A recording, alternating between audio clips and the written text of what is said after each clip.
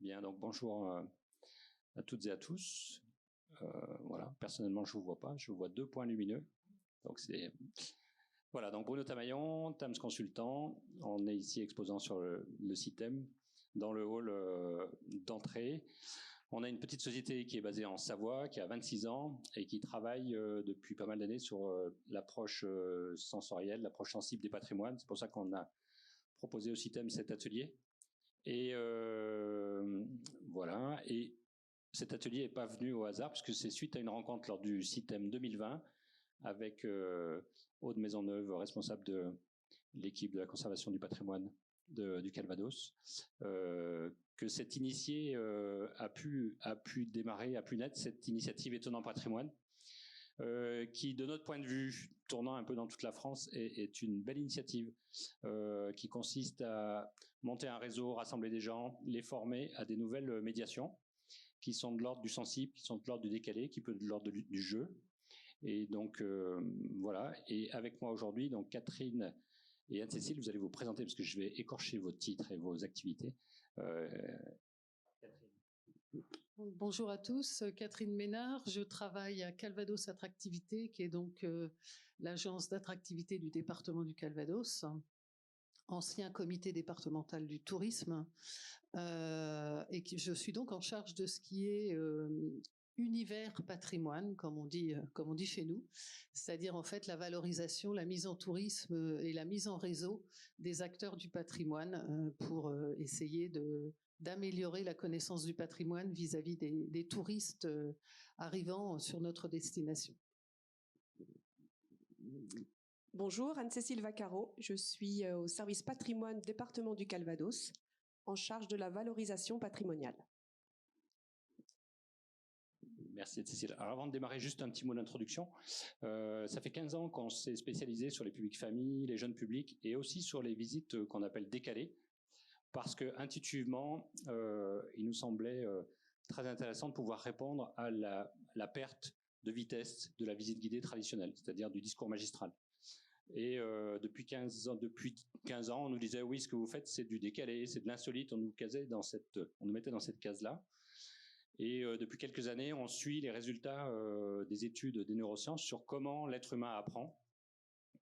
Et les résultats aujourd'hui, qui sont sortis depuis 4 à 5 ans, nous prouvent de manière très concrète qu'on apprend que si nos visiteurs sont impliqués et que l'être humain apprend en étant engagé, c'est-à-dire en étant lui-même explorant. Et donc, ces découvertes-là, elles commencent à arriver à l'éducation nationale. Ça fait depuis 2016 que dans les programmes scolaires, il est écrit noir sur blanc que pour apprendre, il faut avoir du plaisir, il faut s'engager, il faut être attentif, il faut explorer. Mais c'est quelque chose qui est malgré tout encore assez nouveau dans l'univers des patrimoines, y compris dans la formation initiale, que l'idée que de rentrer en relation avec une œuvre, avec un objet, avec un décor, ben ça doit commencer par le corps. Alors nous, on fait beaucoup de veille là-dessus. On forme des personnes dans toute la France. On doit former 300, 400 professionnels dans toute la France sur ces outils-là. Et donc, c'est pour ça que j'ai proposé à Catherine et à Anne-Cécile de venir présenter l'expérience qu'on a mis en place depuis, que vous avez mis en place, mais ensemble depuis 3 ans, Étonnant Patrimoine. Donc, on va commencer par découvrir cette expérience-là. Et puis ensuite, je vous montrerai une petite vidéo durant 10 minutes pour reprendre un petit peu le fond de ce phénomène d'expérience de l'approche sensible et qu'on peut adapter à tout type de patrimoine. Je vous donne la parole. Merci. Alors on va passer à la première slide. Voilà, donc on va vous parler d'abord de l'origine du projet. Bruno l'a expliqué, hein, c'était grâce au SITEM. Donc en fait, on est parti du constat de notre département. On a un patrimoine riche, varié, parfois méconnu. On est le 3e département en monuments historiques, qui soit classé ou inscrit. C'est pour vous dire un peu la richesse du patrimoine du Calvados. On a évidemment de nombreuses visites qui sont quand même plutôt souvent des visites classiques. Donc, qui dit classique, c'est une visite qui est basée sur l'observation et sur le discours. Donc, pour le public, on reste assez passif. Notre objectif, c'était donc pour le département du Calvados, c'est favoriser l'accessibilité universelle du patrimoine et sensibiliser les propriétaires d'édifices historiques aux nouvelles pratiques. Et pour au Calvados Attractivité, apporter une nouvelle clientèle, puisqu'on mélange bien le service patrimoine avec le tourisme. Notre démarche, c'était dès 2021 d'offrir des visites sensorielles avec un fil rouge qui était celui du cinéma. Ce fil rouge a duré pendant 2 ans et on vous dira, voilà, la suite pour 2024 et 2023, on va laisser ce fil rouge. Mais voilà, c'était important d'avoir un fil rouge pour débuter. L'autre démarche, c'était de former les propriétaires, de former les offices de tourisme, les guides conférenciers et moi-même, bien sûr, pour tous ceux qui avaient répondu à l'appel à projet qui a été lancé dès 2020.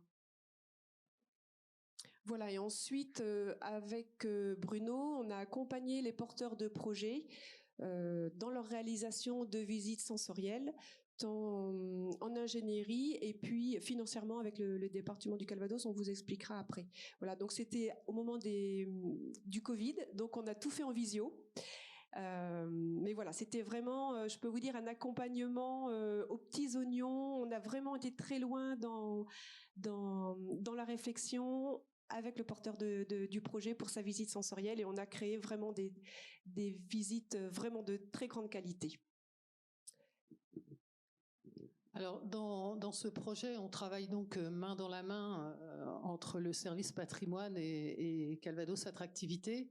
Donc nous, notre rôle au départ dans cette histoire, on a pris en charge donc financièrement la formation que les propriétaires de sites, les guides conférenciers et certains offices de tourisme ont donc suivi avec TAMS.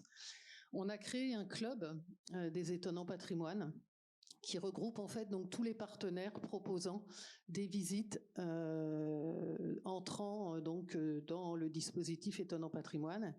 Et puis bien sûr, qui dit programme d'animation dit communication et promotion de ces offres et de ces animations. Donc il y a une page web qui existe qui s'appelle lesétonnantspatrimoine.fr.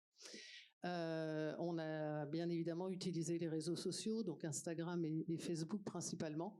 Et puis on a édité également un dépliant, donc dépliant qui est donc édité tous les ans et qu'on remet à jour actuellement. Le département du Calvados a apporté donc une aide financière pour les propriétaires d'édifices privés et pour les guides conférenciers indépendants. C'était à hauteur de 50% de leur projet. Ça leur a permis surtout d'acheter tout ce qui est objets, tous les petits objets en fait pour faire leur visite. Et puis ensuite, on les a accompagnés avec donc TAMS pour la création de leur visite.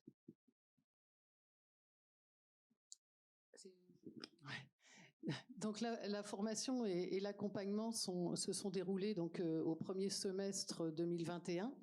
Donc la formation a eu lieu sur 2 jours en janvier. On avait 23 participants, donc aussi bien propriétaires d'édifices privés, de châteaux, donc guides conférenciers. Elles étaient, je crois, 5 ou 6 la première année, et office de tourisme. Et donc le service patrimoine en a accompagné donc en ingénierie et financièrement 19 au total, avec un accompagnement, un suivi des visites tests. Et en juillet 2021, on est parti donc avec 18 sites, 18 partenaires qui proposaient donc 20 visites qui étaient au programme, avec chaque visite proposée à minima 4 fois. Certains proposant des choses carrément à l'année, puisqu'il y a également des visites en autonomie et qui sont donc possibles là tous les jours. Alors, les photos que vous voyez là, c'est la visite, donc c'est la formation pour les guides et les propriétaires. Et donc là, on est au château de Canon dans le Pays d'Auge. Et on n'a plus les masques de Covid. Et voilà. Donc après, les porteurs de projets ont signé un engagement auprès de Calvados Attractivité du département.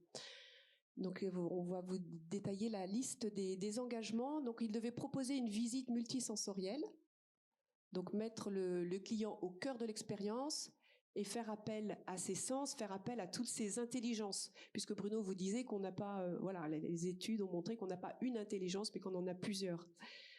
Ensuite, proposer une visite sur un site patrimonial qui soit en autonomie, soit guidé par le propriétaire de l'édifice ou le guide. Intégrer le club des étonnants patrimoines, qui rassemble les sites et les guides qui proposent les visites sensorielles. Ensuite, communiquer et mettre en valeur cette nouvelle offre sur leur site web, leurs documents d'appel, leurs réseaux sociaux, et se faire le relais de l'opération des étonnants patrimoines, voilà, en utilisant tous les documents de communication fournis par Calvados Attractivité. Évidemment, mentionner le soutien du département sur tous leurs supports de communication, apposer le logo, bon, enfin ça c'est assez classique, et puis fournir à Calvados Attractivité les éléments de fréquentation de leur visite, puisqu'il y a un bilan qui est fait tous les ans. Voilà, et là vous avez alors les plages du Calvados, et puis une photo du château de Crèvecoeur, toujours dans le Pays d'Auge.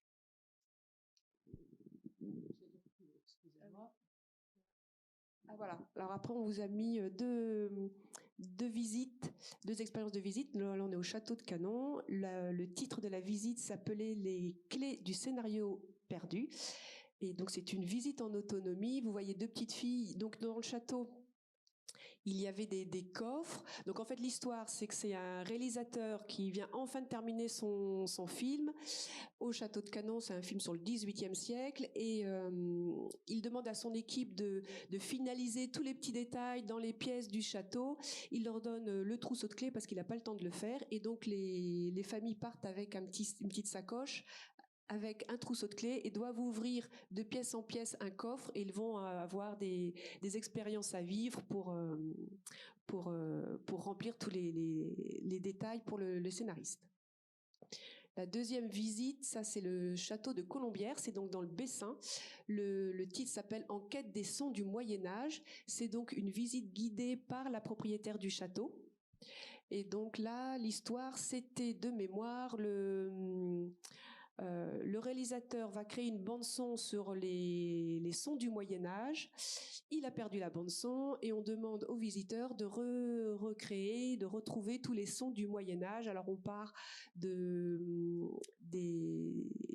amis de Guillaume le Conquérant qui sont partis avec lui en Angleterre, et on travaille sur la tapisserie de Bayeux et sur toutes sortes d'outils pour découvrir la vie au Moyen-Âge et les sons. Là, ce sont des petits-enfants qui sont en train de travailler avec une corde à nœud. Là, on vous a mis quelques retombées presse qu'on a eues la première année, donc, et entre autres, la première en haut à gauche, donc, qui était parue dans Ouest France, mais qui a été repris dans les Échos. En fait, le sous-titre la première année, c'était Calvados Clap Action, puisqu'on était donc sur le thème du cinéma. Et c'est vrai que l'accroche, en fait, était aussi, on a une visite à Villerville étant le village qui a servi de décor au tournage du film Saint-Jean-Hiver. Et donc il y avait une visite sur ce thème-là, et c'est vrai que ça avait accroché du coup les journalistes, entre autres, que ce soit de Ouest France ou de la presse nationale. Et donc, vous voyez, il y avait pareil des articles donc sur différentes visites qui pouvaient avoir lieu. Donc là, en fait, en 2022, donc vous avez le visuel des étonnants patrimoines, et on avait donc 2021, on vous avait dit, il y avait donc 18 sites et 20 visites.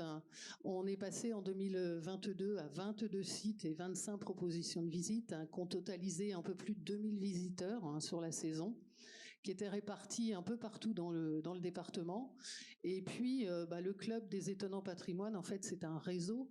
Donc, on fait des actions de réseau.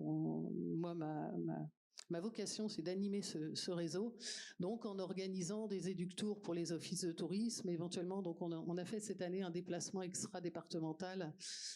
Donc on est allé au château de Versailles rencontrer les responsables du service pédagogique et tester une de leurs visites famille pour en fait quelque part se nourrir de ce que font, de ce qui peut être fait sur le terrain. Et puis en communication, donc on avait ce flyer et des réseaux sociaux et la page web.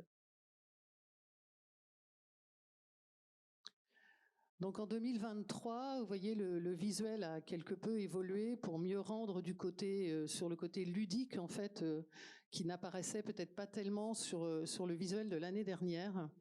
On a un nouveau cahier des charges, c'est-à-dire que on a, comme le disait Anne-Cécile, on a abandonné le côté cinéma, qui était quand même très compliqué à mettre en œuvre, et il faut reconnaître que c'était peut-être parfois un petit peu tiré par les cheveux, notre thématique. Et donc on s'est élargi aussi à d'autres styles de visites, et il faut toujours que ce soit des visites ludiques, des visites famille, basées sur le jeu, mais pas uniquement multisensorielles, c'est-à-dire qu'on a on a des rallyes, on a des choses un petit peu différentes, et donc on a labellisé cette année 17 nouvelles visites, et on est carrément passé là à 46 visites au programme cette année. Donc ça démarre, il y a des visites qui démarrent dès le mois d'avril et on en aura jusqu'au mois de novembre, et avec vraiment cette année un apport de visites, en fait presque la totalité une grande partie des visites sont accessibles dès l'âge de 6 ans. Et on a quelques visites, on doit en avoir 7 cette année, qui sont accessibles aux tout petits, c'est-à-dire accessibles dès 3 ans. Et c'est vrai que ça, c'est quand même quelque chose qui est très important dans la valorisation patrimoniale et dans la cible famille, de pouvoir s'adapter à un très jeune public. Et en projet, donc, le démarchage d'autres sites patrimoniaux, entre autres des sites liés au tourisme de mémoire, et à d'autres propriétaires privés de manoirs et de châteaux. Donc vous avez tous les renseignements en fait, vous retrouvez toutes les manifestations sur la page lesétonnantspatrimoine.fr. Voilà. Et ensuite, on a demandé à des porteurs de projets de nous faire un petit témoignage. Donc, on a le témoignage d'une responsable du public dans un château, le témoignage d'une propriétaire privée et le témoignage d'une guide conférencière. Donc, la responsable du château, elle nous dit: les étonnants patrimoines m'ont permis d'être sensibilisée à de nouveaux outils de médiation et à une autre façon d'interagir avec le public, de mettre le plaisir et le jeu au cœur d'une nouvelle offre et d'embarquer notre public dans des aventures fabuleuses et de beaux moments de partage. Ça, c'est le château de Crèvecoeur en Auge. Une guide conférencière, donc son témoignage: les étonnants patrimoines ont été un levier de changement dans la réalisation de mes visites. Ceci m'a permis de créer de nouvelles offres pour un nouveau public, les familles.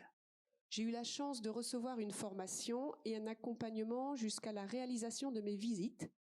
Ça a été une véritable ouverture. Je suis désormais pourvue d'outils pour mettre en interaction et en jeu mes visites. Et ensuite, le témoignage d'une propriétaire de château. Les étonnants patrimoines m'ont permis d'offrir à mes visiteurs, bien mieux qu'une visite guidée ou classique, une véritable parenthèse enchantée vécue ici par les familles qui prennent le temps de découvrir avec toute leur sensibilité le château, son histoire, son environnement. Transportés ensemble dans un univers sensoriel et ludique insoupçonné, les visiteurs repartent avec le sourire aux lèvres et des étincelles dans les yeux. Ça, c'est vraiment le plus beau des cadeaux. Bruno, je te passe la parole. Alors, on reviendra sur les questions pratico-pratiques de la démarche, peut-être en fin de présentation. Du coup, on va basculer sur la petite vidéo. Si monsieur le technicien, que je ne vois pas au bout, dans le noir, voilà. Donc on va parler de cette approche sensible des patrimoines. TAMS, rapidement, c'est une petite équipe qui est basée en Savoie, mais qui bosse dans toute la France. On prend beaucoup l'avion et le train. On a une partie conseil où on accompagne les sites dans leur positionnement et dans le redéploiement complet de l'offre de leur site. On est spécialisé sur le marché des familles, en particulier sur toutes les expériences en autonomie. Ça, on fait ça depuis 15 ans. Et puis les publics scolaires, où on forme beaucoup d'acteurs à comment parler à l'éducation nationale et connaître les programmes scolaires. Sur l'approche sensible des patrimoines, c'est vraiment quelque chose qu'on travaille depuis maintenant une quinzaine d'années, depuis qu'on a pris un nouveau virage chez nous. Et c'est quelque chose qui est en train de transformer clairement l'offre de visite animée ou en autonomie. C'est permettre à un public de rentrer de s'approcher d'une œuvre d'art, d'un patrimoine, par autre chose que la pédagogie qui consiste à donner des informations, donc le discours magistral. Donc je vais détailler un petit peu les images que vous avez sur les yeux, mais voilà, on a beaucoup travaillé avec une association belge, Patrimoine à Roulettes, et depuis maintenant 8 ans, on travaille sur cette notion d'exploration. S'engager, c'est chercher, expérimenter, faire de la musique, imaginer, faire du sport, créer, discuter, réaliser des projets. C'est utiliser ta curiosité en faisant l'effort de comprendre soi-même. Un conseil pour bien apprendre, se poser des questions. Voilà, c'est ce que nous disent les neurosciences. Alors concrètement, quelques images, des exercices qu'on fait avec les guides conférenciers. Concrètement, un bout de papier, une palette de couleurs, et on va chercher des couleurs dans l'environnement. Ça, ici, on est sur la place de Tournai, on fait la skyline tous ensemble avec le guide et avec tout son corps pour pouvoir découvrir l'architecture des maisons. Mais on le fait en visite au milieu de la place, c'est-à-dire qu'on tourne et voilà. Alors c'est un caractère un petit peu étonnant et très très vivant. Et ici, on donne concrètement des crêtes trottoirs et on propose au public qui vient de faire la skyline avec sa main de la dessiner au sol. Vous voyez, la personne qui était là, il était tellement heureux de faire ça parce qu'on lui avait jamais donné l'autorisation. Il a fini de tracer sa skyline, donc l'architecture de la place, jusqu'au milieu de la rue, au milieu des voitures, parce qu'il y a quelque chose de très régressif de proposer ce genre d'exercice. Donc le public qui fait ce genre d'exercice, il va rentrer en action, observer, mais aussi être vivant, c'est-à-dire qu'il va découvrir des détails et bien sûr poser des questions au guide. On n'est pas du tout dans une activité ludique, on est dans une activité pédagogique qui permet de se rapprocher du patrimoine. Donc voilà sur ce petit exercice. Autre exercice, le petit œil de mouche, petit kaléidoscope. Alors ça, c'est juste pour le plaisir des yeux, quand on a une très belle œuvre d'art, des vitraux. Ça, c'est un exercice, c'est des objets qu'on sort, ça va durer 3 minutes, 4 minutes, 5 kaléidoscopes différents de qualité, c'est-à-dire qu'on ne les trouve pas n'importe où, et qui vont permettre de faire une pause, juste plaisir au milieu d'une visite. Là, on est en train d'étudier la façade de la cathédrale de Tournai, avec des boîtes de lait percées, des tubes qui permettent des objets de visée, et avec des petits jeux à deux, on va découvrir la façade. Là, c'est ce qu'on appelle l'analyse sauvage des patrimoines. On va analyser des tableaux de maîtres dans le musée de Tournai avec une assiette de bonbons. C'est-à-dire qu'on utilise une assiette de bonbons comme matériau, créant des sensations, créant des émotions. Et la consigne, c'est on a le droit de parler du tableau qu'avec ces émotions. Et la magie, c'est que quand il y a des conservateurs qui nous regardent faire, l'air un peu goguenard, ils nous disent, mais en fait, vos clients, là, ils parlent exactement le langage de l'art. Parce que le langage de l'art, c'est du vocabulaire lié aux émotions. Donc ça, c'est fabuleux comme technique. Le banc de poisson, ça, c'est un outil formidable pour rentrer dans des endroits, églises, dès qu'on a un changement de température. Et qu'au bout, ça fait waouh parce qu'on a un espace fabuleux, le banc de poisson. Ça, c'est Colin Façade. C'est-à-dire que on va travailler à la mémoire des mains. On amène son collègue contre un objet à l'intérieur d'un musée ou à l'intérieur d'un patrimoine. Bien sûr, il faut qu'on ait le droit de toucher. Et on va lui faire mémoriser ce qu'il a sous les mains ou sous les yeux. Donc, c'est des petits jeux qui nous rapprochent des objets. Et puis, le fameux miroir, j'en ai un sur le stand si vous voulez tester. Ça, c'est quelque chose qu'il faut toujours avoir dans sa voiture, un petit miroir qui ne coûte rien et qui permet d'observer des voûtes avec un vrai effet de rapprochement fabuleux, un effet de cadrage. Donc là, on a beaucoup de guides qui utilisent ces miroirs pour visiter des châteaux, des églises, chaque fois qu'on a un plafond formidable et en pleine nature. Et puis le dessin, là, c'est l'atelier d'écriture. Mettre des visiteurs en atelier d'écriture, c'est aussi leur permettre de rentrer en émotion par rapport à un patrimoine. Voilà un petit peu ces images des visites décalées. On utilise parfois les Playmobil, surtout pour des parcours famille, en forme de fin de visite. 10 images pour un scénario famille. Ça, on a accompagné la réunion des musées nationaux, les guides conférencières pour la visite Gréco, pour créer une visite sensorielle. On est avec une guide conférencière qui a appris nos techniques et qui, au milieu des milliers de visiteurs, a son groupe et leur propose des expériences sensorielles. Ici, sentir un parfum, le mettre en lien avec une odeur, faire des comparaisons d'images, mais toujours avec le que vous êtes professeur au Collège de France. Alors, on veut bien monter le son un que vous y enseignez la psychologie. Voilà ce que nous disent les neurosciences sur comment on apprend. Dans le cerveau, je vous laisse écouter. Vous 4 piliers pour l'apprentissage. Alors ça, c'est passionnant. J'aimerais que vous nous les donniez, les 4 piliers, et puis on va les détailler ensuite. Premier pilier. Alors, premier pilier, l'attention. Il module ce que nous choisissons de laisser rentrer dans notre espace de travail cérébral. Être attentif. Sans attention, il n'y a pratiquement pas de traitement profond des informations dans le cerveau. Deuxième pilier. Apprendre à être attentif. Deuxième pilier, l'engagement actif. C'est-à-dire que le cerveau ne peut pas être juste passif. On apprend très peu en étant simplement passif et face à un cours magistral.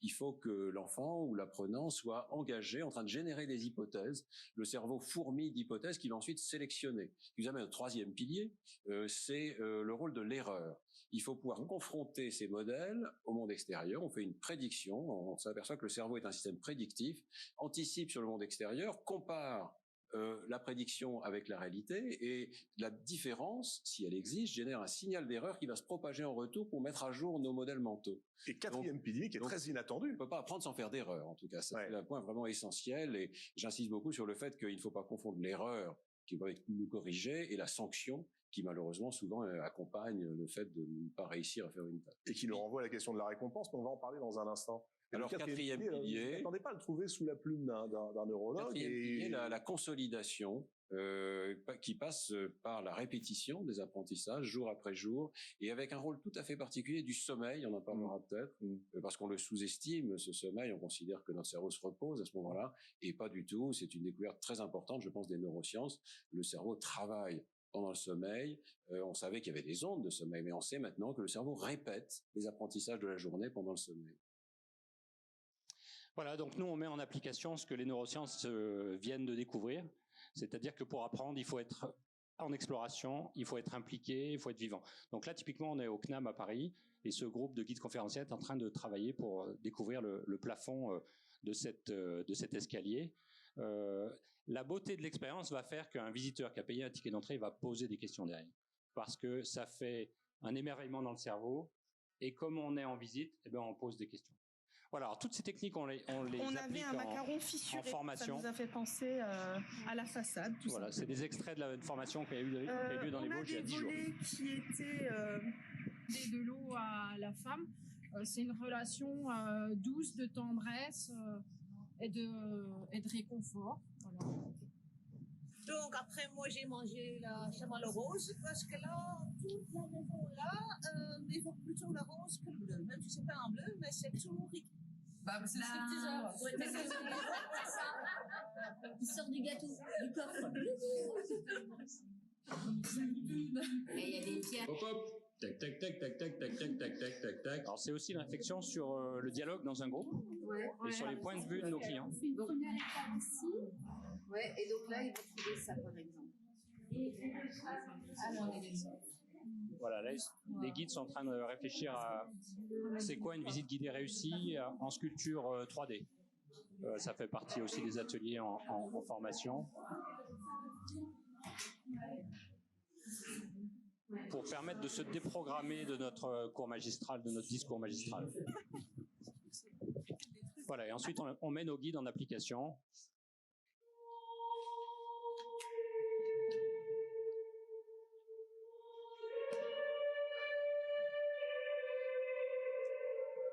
Là, c'était il y a 10 jours, il y a une guide qui est sortie du rang qui me dit « Bruno, on va leur faire une surprise ». Et elle s'est mise à chanter par surprise alors que je les avais invités à une expérience de méditation dans une église.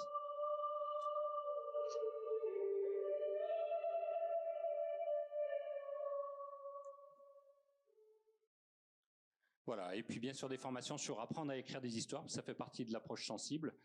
Les jeux, les escape games, et aussi, on l'a vu rapidement, là, ma vidéo est récente, je suis allé un peu vite sur la vitesse des diapos, sur les visites avec bébé, puisque ça c'est une demande qu'on a vu apparaître maintenant il y a 7 ou 8 ans, et qui est devenue centrale, c'est-à-dire les parents qui viennent avec un petit de 6 mois, 9 mois dans les bras, et qui disent qu'est-ce que je peux faire et comment je peux visiter.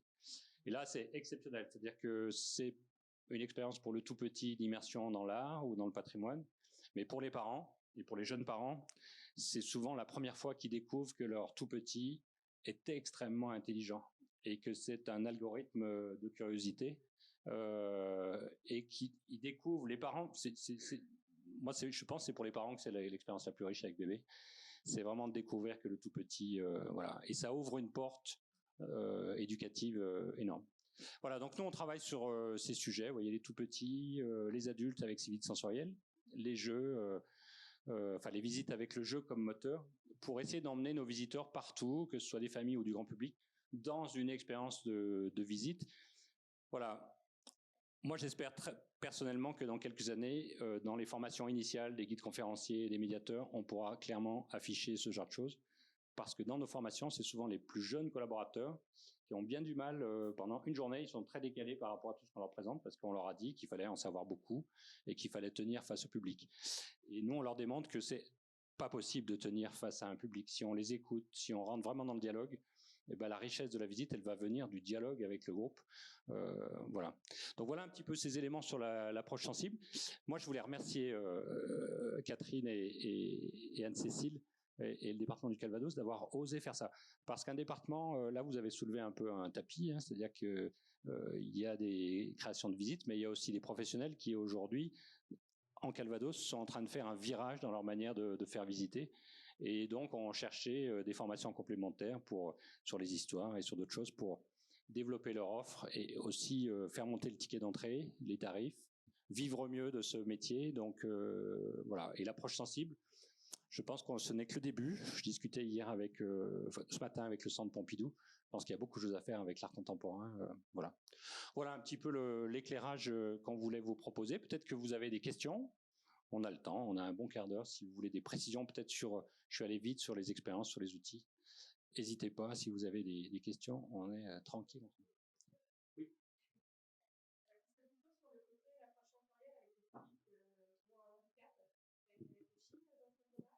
Alors nous pas du tout. On nous fait souvent ce parallèle-là. Mais On a une visite pour les malvoyants à l'église de Bernières, avec une guide conférencière.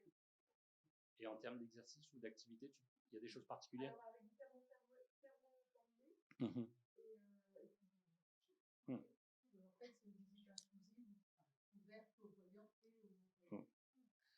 Bon, nous, on l'a pas travaillé parce qu'on a travaillé surtout jusqu'à présent à couper les sens du public, entre guillemets, qui est équipé de tous ses sens, pour arriver à déployer les autres. Et du coup, à vivre cet émerveillement-là. C'est-à-dire que quand vous entrez dans un château, dans une église ou dans un parc de sculpture et que vous mettez les mains des personnes sur de la pierre, tout de suite, il y a le corps qui est immergé et tout de suite, il y a beaucoup de plaisir et on découvre qu'on a des sens qui sont pas utilisés. Et ça génère beaucoup de questions pour le guide. Mais on n'est pas allé jusque-là.